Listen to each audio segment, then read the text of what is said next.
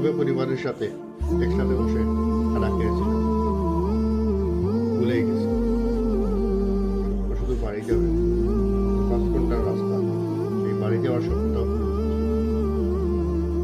কারণ একজন প্রবাসী নিজে উন্নত হওয়ার জন্য প্রবাসী 20 বছর, 25 বছর, 30 বছর কাটায় না। এটা পরিবারের জন্য। যদি নিজের জন্য হইতো তাহলে 6 মাস পর পরে একজন প্রবাসী দেশে যেতে হতো। কারণ প্রবাসীরা নিজের চিন্তা করে না, সবার আগে তারা পরিবারের চিন্তা করে। এই পৃথিবীর সকল প্রবাসী ভাইদের জন্য রইল শুভকামনা, ভালোবাসা। আল্লাহ প্রত্যেক প্রবাসী ভাইকে সফলতা দান করুন এবং সুন্দর ভবিষ্যৎ সবার কামনা